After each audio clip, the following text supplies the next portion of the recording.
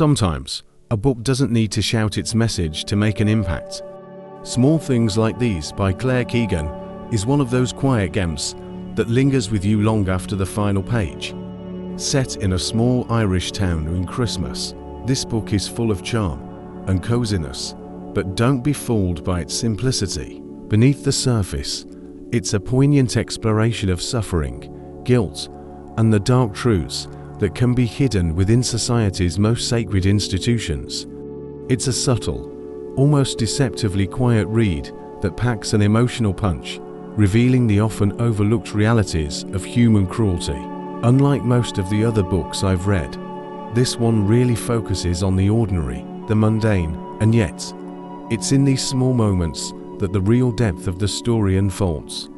The setting feels familiar, almost like home, and that's what makes its eventual disruption all the more impactful. At first, everything seems cozy, almost comforting, but as the book progresses, it becomes clear that there's a much darker story at play, especially when it comes to the treatment of women by the church during this period.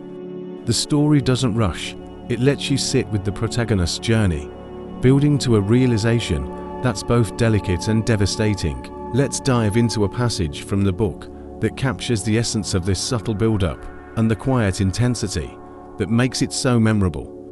Here's a moment that encapsulates how Claire Keegan uses ordinary life to reveal something extraordinary. As soon as he propped the gates open with the blocks, Furlong came back to himself and to what was next. He felt anxious over the lorry, but when he turned the key in the ignition, the engine started and he let out a breath he hadn't realized he'd been holding, and left her running. The evening before, he'd checked the load to make sure it matched the order, but now found himself checking it again. He looked at the yard too, to see that it was properly swept, and at the scales to see that nothing had been left there overnight. Although he'd done these things, he was sure, before he'd locked up yesterday. There wasn't anything he needed in the prefab, but he opened the door and switched on the light and looked over everything.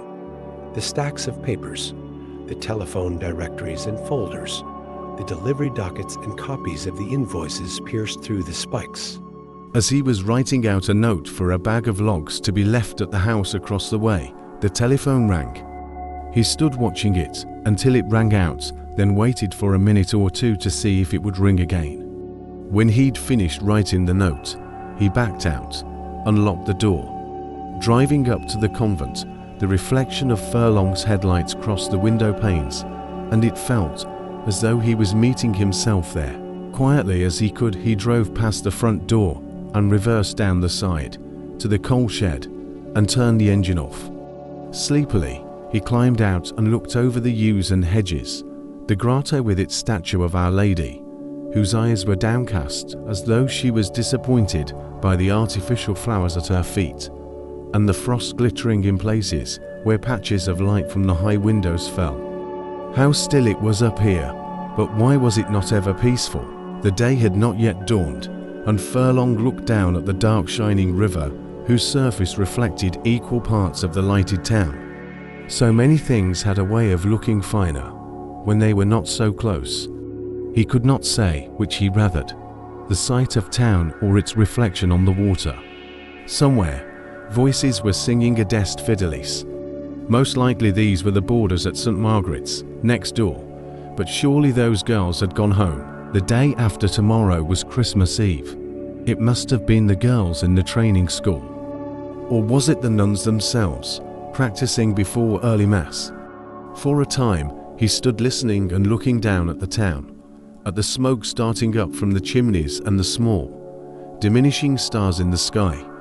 One of the brightest fell while he was standing there, leaving a streak like a chalk mark on a board for just a second before it vanished. Another seemed to burn out and slowly fade. When he let down the tailboard and went to open the coal house door, the bolt was stiff with frost, and he had to ask himself if he had not turned into a man consigned to doorways. For did he not spend the best part of his life standing outside of one or another, waiting for them to be opened? As soon as he forced this bolt, he sensed something within, but many a dog he'd found in a coal shed with no decent place to lie. He couldn't properly see and was obliged to go back to the lorry for the torch. When he shone it on what was there, he judged, by what was on the floor, that the girl within had been there for longer than the night. Christ, he said. The only thing he thought to do was to take his coat off. When he did, and went to put it round her, she cowered. There's no harm, Furlong explained. I've just come with the coal, leaned tactlessly. He again shone the light across the floor, on what excrements she'd had to make. God love you, child, he said. Come away out of this. When he managed to get her out, and saw what was before him, a girl just about fit to stand, with her hair roughly cut, the ordinary part of him wished he'd never come near the place. You're all right, he said. Lean in on me, won't you? The girl didn't seem to want him close, but he managed to get her as far as the lorry, where she leant against the warmth of the bonnet, and looked down at the lights of town and the river, then far away out, much as he had done at the sky. I'm out now, she managed to say, after a while. Aye, Furlong pulled the coat a little way round her. She didn't now seem to mind. Is it the night time or the day? 'Tis the early morning, Furlong explained. 'Twill soon be light. And that's the barrow. Aye, Furlong said. There's salmon and a big current running there. For a moment, he wasn't sure that she wasn't the same girl he'd seen in the chapel that day the geese had hissed at him. But this was a different girl. He shone the torch on her feet, saw the long toenails, black from the coal, then switched it off. How did you come to be left in there? When she made no reply, he felt something of what she must be feeling and rooted emptily in his mind for something comforting to say. After a time, during which some frozen leaves drifted across the gravel, he took a hold of himself and helped her as far as the front door.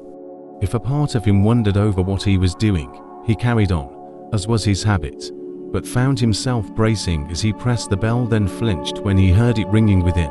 Before long, the door opened and a young noon looked out.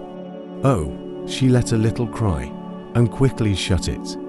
The girl at his side said nothing but stood staring at the door, as though she might burn a hole through it with her eyes.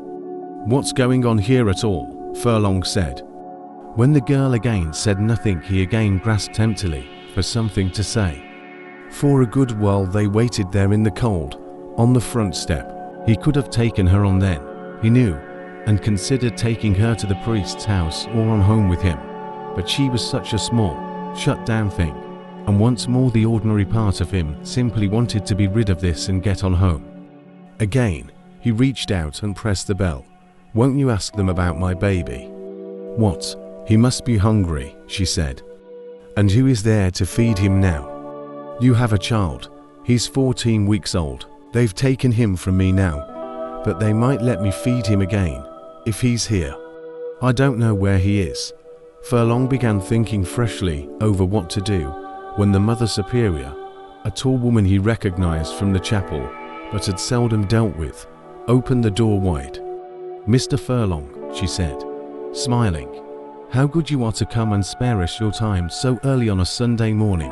Mother, Furlong said. 'Tis early, I know. I'm just sorry you've had to encounter this, she said, before turning on the girl. Where were you? She changed. We're not long after finding that you weren't in your bed. We were about to call the guard. This girl was locked in your shed all night, Furlong told her. Whatever had her there, God love you, child. Come in and get yourself upstairs and into a hot bath. You'll catch your end. This poor girl can't tell night from day sometimes. Whatever way we're going to mind her, I don't know. The girl stood in a type of trance and had begun to shake. Come on in, the Mother Superior told him. We'll make tea. This is a terrible business. I'll not. Furlong stepped back, as though the step could take him back into the time before this. You'll come in, she said. I'll not have it otherwise. There's a hurry on me, Mother. I've yet to go home and change for Mass. Then you'll come in until the hurry goes off you. 'Tis early yet, and more than one Mass is being said today. Furlong found himself taking his cap off and following, as he was bid. helping the girl along the hall and on through to the back kitchen, where a pair of girls were skinning turnips and washing heads of cabbages at a sink. The young noon who'd answered the door was standing at a huge black range, stirring something, and had a kettle on the boil. The whole place and everything in it was shining, immaculate. In some of the hanging pots, Furlong glimpsed a version of himself, passing. The mother did not pause, but carried on, along a corridor of tiles. "This way. We're making tracks on your floor, mother," Furlong heard himself say. "No matter," she said. "Where's there's muck, there's luck." She led them onto a fine, big room where a freshly lighted fire was burning in a cast iron fireplace. A long table, covered in a snow-white cloth, stood surrounded by chairs, and there was a mahogany sideboard, glassed-in bookcases. Hanging over the mantelpiece was a picture of John Paul II. "Sit in at the fire there now and warm yourself, won't you?" she said, handing him his coat. "I'll take care of this girl, and see about our tea," she went on, closing the door behind her. But hardly had she gone before the young noon came in, with a tray. Her hands weren't steady, and a spoon fell. "You must expect a visitor," Furlong said. "Another visitor?" She looked alarmed. "'Tis only a saying," Furlong explained. "Over when a spoon drops." "I see," she said, and looked at him. She carried on then, as well as she could, putting out the cups and saucers, but struggled in taking the lid off a tin before lifting out a wedge of fruitcake, which she sliced up quickly, with a knife. When the Mother Superior returned, she came slowly to the hearth, where she lifted the tongs and stoked the young fire, pushing the lighted sods skillfully together and surrounding them with fresh lumps of Furlong's best coal, from the scuttle, before seating herself on the armchair opposite. "So, is all well at home, Billy?" she began. Her eyes were neither blue nor grey, but somewhere in between. "All's well with us, thank you, Mother. And your girls, how are they? I hear that two of yours are making some progress with their music lessons here. And don't you have another to next door? They're getting on rightly, thank God. And we see another of yours in the choir now. She doesn't look out of place. They carry themselves well. Won't they all soon find themselves next door, in time to come? God willing, Mother. It's just that there's so many nowadays. It's no easy task to find a place for everyone, I'm sure. Is it 5 you have, or 6? It's 5 we have, Mother." She got up then, and took the lid off the teapot, and stirred the leaves. But it must be disappointing, all the same. Her back was to him. "Disappointing," Furlong said. "In what way?" "To have no boy to carry on the name." She meant business, but Furlong, who'd long experience of such talk, was on known ground. He stretched a little and let his boot touch the brass, polished fender.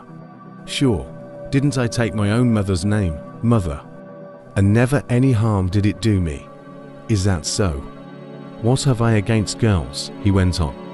"My own mother was a girl, once, and I dare say the same must be true of you and half of all belonging to us." There was a pause then, and Furlong felt she was not so much put off as changing tack, when the door opened and the girl from the shed was brought in wearing a blouse, cardigan and a pleated skirt and in shoes, with her wet hair badly combed out. That was quick. Furlong half rose. "Are you any better now, child?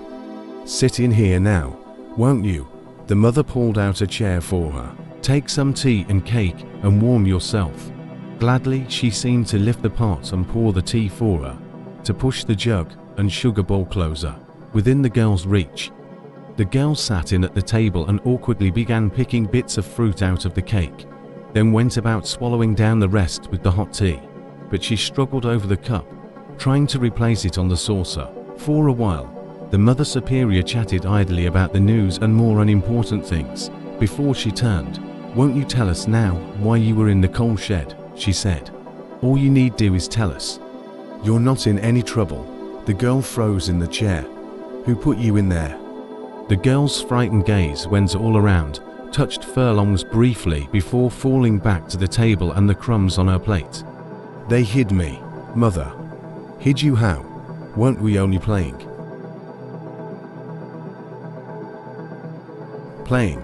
Playing what? Would you like to tell us? Just playing, mother. Hide and seek, I dare say. And at your age, did they not think to let you out when the game was over? The girl looked away and let out an unearthly type of sob. What ails you now, child? Wasn't it all just a mistake? Wasn't it all just a big nothing? Yes, mother. What was it? It was a big nothing, mother.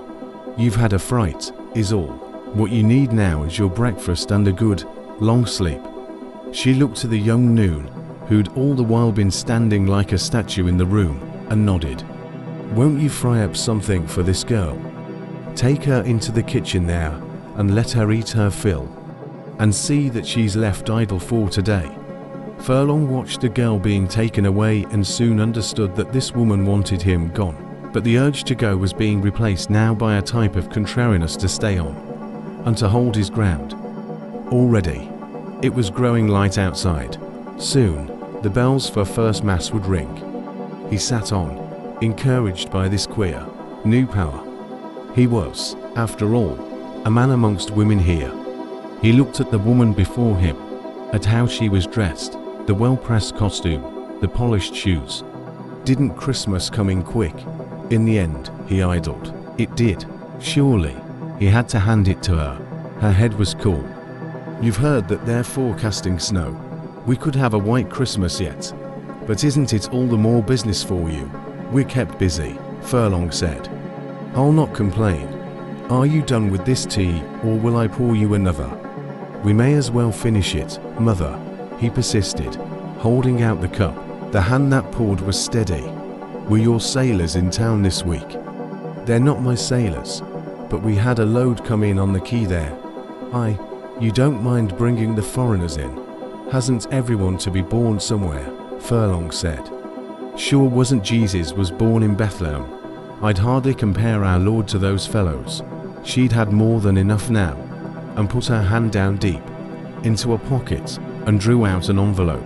I'll expect an invoice for what's owing, but here's something for Christmas. Reluctant as he was to take it, Furlong stretched out his hand. She escorted him as far as the kitchen then, where the young noon stood over a frying pan, breaking a duck egg in besides rounds of black pudding.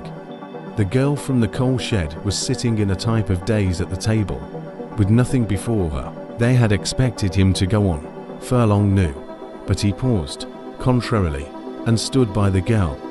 Is there anything I can do for you, Alina? He asked. All you need do is tell me. She looked at the window and took a breath and began to cry, the way those unused to any type of kindness do when it's at first or after a long time again encountered. Won't you tell me your name? She glanced back at the noon. I go by Enda in here. Enda. Furlong said. Is that not a boy's name? She wasn't fit to reply. But what's your own name? Furlong gentled. Sarah, she said. Sarah Redmond. Sarah, he said. That was my own mother's name. And where do you come from? My people are from out beyond Clan Eagle. Isn't that well out past Kildavin? He said. How did you come to be here? The noon at the cooker coughed and gave the frying pan a rough shake, and Furlong understood that the girl could say no more. Well, you're upset now, and no wonder. But Bill Furlong is my name, and I work at the coal yard, near the quays. If ever there's anything, all you need do is come down or send for me. I'm there every day, but Sundays. The noon was plating up the egg and pudding, scraping margarine from a big tub, noisily, across a cut of toast. Deciding to say no more, Furlong went on out and pulled the door closed, then stood on the front step until he heard someone inside, turning the key. You've missed first mass, Eileen said, when he got home. Wasn't I up at the convent and then they wouldn't let me leave without going in for tea? Well, it's Christmas, Eileen said. Wasn't it the proper thing to do? Furlong made no answer. What did they give you? Tea, he said. And cake, was all. But did they not give you something else? What do you mean? For Christmas, I mean. They never let the year pass without sending down something. Furlong hadn't thought more of the envelope. When Eileen opened it and took out the card, A £50 note fell into her lap. "Aren't they very good?" she said. "This'll more than pay for what's owing at the butcher's. I'll collect the turkey and ham in the morning." "Show me." The card depicted a blue sky with an angel and the Virgin and Child on a donkey, being led along by Joseph. "The flight into Egypt," he read on the back. On the inside, in a hurried-looking hand, was written, "For Eileen, Bill and daughters. Many happy returns to you and yours." "I hope you thank them," Eileen said. "Why wouldn't I?" Furlong twisted up the envelope and threw it in the scuttle. "What has you out of sorts?" She was taking the card, putting it up on the mantelpiece beside her other things. "Nothing," Furlong said. "Why? Well, get out of those clothes then and change, or else you'll have us late for second mass." Furlong went out to the back toilet then, and took up the soap and lathered his hands slowly at the basin, and washed his face and began to shave, drawing the blade very close in places, and nicked his throat. In the mirror, he looked at his eyes, the parting in his hair, and at his eyebrows, which seemed to have grown more closely together since last he'd looked at himself. Best as he could, he scrubbed his nails, trying to get the black out from under them. With a fresh type of reluctance, he then changed into his Sunday clothes and walked with Eileen and the girls to the chapel, feeling the pavement steep and very slippery in places. "Have you changed for the collection box?" Eileen asked the girls, smiling, as they were entering the chapel grounds. "Or has your daddy given it all away?" "There's no need for that type of ugly talk," Furlong sharpened. "Have you not enough in your purse for the one day?" Eileen's smile vanished and the type of astonishment spread across her face. Slowly, she drew out her purse and handed 10-pence pieces round to the girls. In the porch, they blessed themselves at the marble font, dipping their fingers in, making ripples on the surface of the water, before going on in through the double doors. Furlong stood down near the door as they walked up the aisle, and watched how easily they genuflected and slid into the pew, as they'd been taught, while Joan carried on up to the front, genuflecting and kneeling there where the choir was seated. Some women with headscarves were saying the rosary under their breath, their thumbs worrying through the beads. Members of big farming families and business people passed by in wool and tweed, wafts of soap and perfume, striding up to the front and letting down the hinges of the kneelers. Older men slipped in, taking their caps off and making the sign of the cross, deftly, with a finger. A young, freshly married man walked red-faced to sit with his new wife in the middle of the chapel. Gossipers stayed down on the edge of the aisle to get a good gawk, watching for a new jacket or haircut, a limp, anything out of the ordinary. When Doherty the vet passed by with his arm in a sling, there was some elbowing and whispers, then more, when the postmistress, who'd had the triplets, passed by wearing a green velvet hat. Small children were given keys to play with, to amuse themselves and soothe us. A baby was taken out, sobbing in heaps, struggling to get loose from his mother's hold. Cigarette smoke and some bits of laughter drifted in through the porch from outside, where some of the men always stayed until they heard the starting bell. Before long, Sister Camel, who taught the music lessons, sat in before the organ and began to play. Everyone but the very elderly and handicapped rose, while the altar boys came out, leading the parish priest, whose purple robes swung out behind him, at his heels. Slowly, he genuflected with his back to the congregation before taking his place at the altar. Opening his arms out wide, he began, "In the name of the Father, and of the Son, and of the Holy Spirit, the grace of our Lord, Jesus Christ, and the love of God, and the fellowship of the Holy Spirit be with you all." "And also with you," the congregation echoed. The Mass, that day, felt long. Furlong didn't join in so much as listen, distractedly, while watching the morning light falling through the stained glass windows. During the sermon, his gaze followed the stations of the cross, Jesus taking up his cross and falling, meeting his mother, the women of Jerusalem, falling twice more before being stripped of his garments, being nailed to the cross and dying, being laid in the tomb. When the consecration was over and it came time to go up and receive communion, Furlong stayed contrarily where he was, with his back against the wall. Later that Sunday, after they had come home and eaten lamb chops with cauliflower and onion sauce, Furlong put up the Christmas tree, then sat at the Rayburn and watched as the girls strung lights, hung decorations and arranged buried holly behind the picture frames and over the dresser. Feeling not unlike an old man, he rethreaded the small ornaments the girls handed him, whose strings had been broken. When the tree was fully decorated and the lights were plugged in and came on, Grace took up the accordion and tried to play Jingle Bells. Sheila turned on the television and lay on the settee, watching an episode of All Creatures Great and Small. Furlong wished Eileen would sit down, but as soon as she'd washed up, she took out the flour and the delf bowl and said they should make the mince pies and ice the cake. Kathleen made pastry and rolled it out. Then Loretta cut out the rounds with an upturned tumbler, while Eileen and Joan separated eggs and beat up the whites and sieved icing sugar. The Christmas cake, already covered in marzipan, was then lifted out and placed on a silver board, and Sheila took up an argument with Grace over the accordion, saying it was her turn to play. Furlong got up and refilled the scuttle with anthracite from the shed and brought in logs, then took up the brush and began sweeping the floor. "Do you have to do that now?" Eileen said. "We're trying to ice the cake," when he threw what dust and dirt and holly leaves and bits of pine he'd gathered off the floor into the Rayburn. It spat and let out an almighty crack. It felt as though the room was closing in. The wallpaper with its repetitive, nonsensical pattern was coming before his eyes. A longing to get away came over him, and he imagined himself being out in his old clothes on his own, walking the length of a dark field. By 6 o'clock, when the Angelus came on the television, followed by the news, several dozen mince pies were cooling on wire racks and the Christmas cake was frosted over, with a little plastic Santal standing almost knee-deep in icing, surrounded by reindeer. When he heard the forecast and looked out and saw the streetlights, Furlong could not sit for longer. "I might call out to see Ned," he said.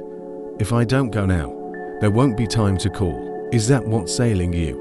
"There's nothing ailing me, Eileen," Furlong sighed. "Did you not say that the man wasn't well?" "Then take him these," she said, wrapping up 6 mince pies in brown paper, "and tell him to call in over Christmas. I will, of course. He's welcome to come for his dinner on the day. If it suits him, you wouldn't mind." "Sure, haven't we a house full? What's one more?" With a type of relief, Furlong put on his overcoat and walked down to the yard. How sweet it felt to be out, to see the river, and his breath on the air. At the quay, a flock of huge, bright gulls floated in and skippered along past him, probably to forage, futilely, at the closed-down shipyard.